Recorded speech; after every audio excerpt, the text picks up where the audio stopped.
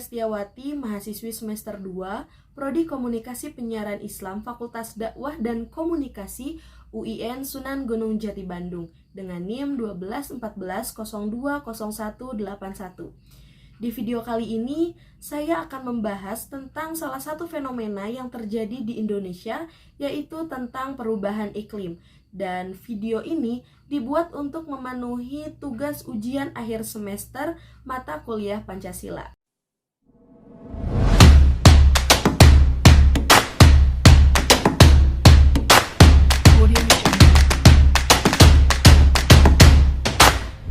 Perubahan iklim disebut sebagai fenomena pemanasan global, di mana terjadi peningkatan gas rumah kaca pada lapisan atmosfer dan berlangsung untuk jangka waktu tertentu. Penyebab perubahan iklim atau pemanasan global terdiri dari beberapa faktor, di antaranya efek gas rumah kaca, kerusakan lapisan ozon, kerusakan fungsi hutan, penggunaan klorofluorkarbon atau CFC yang tidak terkontrol, atau gas buang industri. Iklim berubah secara terus-menerus karena interaksi antara komponen-komponennya dan faktor eksternal seperti erupsi vulkanik, variasi sinar matahari, dan faktor-faktor yang disebabkan oleh kegiatan manusia, seperti misalnya perubahan penggunaan lahan dan penggunaan bahan bakar fosil. Sehingga hal tersebut membuat Indonesia menjadi salah satu negara yang sangat rentan terkena bencana-bencana yang terkait dengan perubahan iklim. Contohnya, bencana banjir dan longsor yang sejak beberapa tahun kebelakang ini seringkali terjadi. Salah satu contoh kasus terbaru adalah kejadian jebolnya bendungan Situ Gintung, Tangerang, Banten, yang menewaskan lebih dari 90 orang. Mari kita lihat ke belakang. Dalam periode 2003 sampai 2005 saja, terjadi 1.429 kejadian bencana dan sekitar 53,3% adalah bencana terkait dengan hidrometeorologi. Sedangkan menurut Departemen Kelautan dan Perikanan, dalam 2 tahun saja, yaitu 2005 sampai 2007, Indonesia telah kehilangan 24 pulau kecil di Nusantara, yaitu 3 pulau di Nangro Aceh Darussalam, 3 pulau di Sumatera Utara, 3 pulau di Papua, 5 di Kepulauan Riau, 2 di Sumatera Barat, 1 di Sulawesi Selatan, dan 7 di kawasan Kepulauan Seribu Jakarta.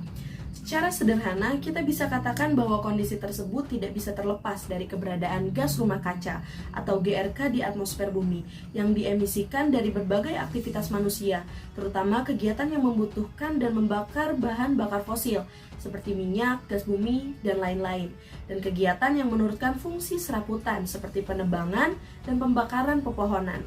Bahkan, dampak dari perubahan iklim ini, Indonesia bisa rugi hingga 544 triliun hingga 2024 nanti.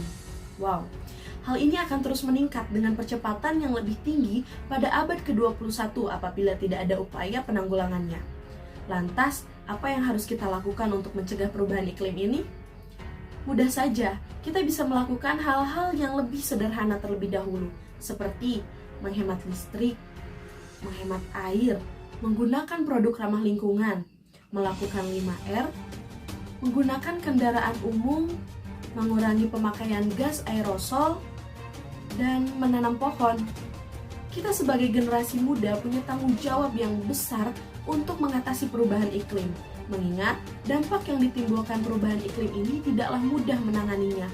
Namun, hal tersebut menjadi mungkin apabila kita semua bekerja sama. Untuk itu, mari kita lanjutkan kerjasama ini untuk masa depan Indonesia untuk menyelamatkan planet kita. Sekian dari saya. Wassalamualaikum warahmatullahi wabarakatuh.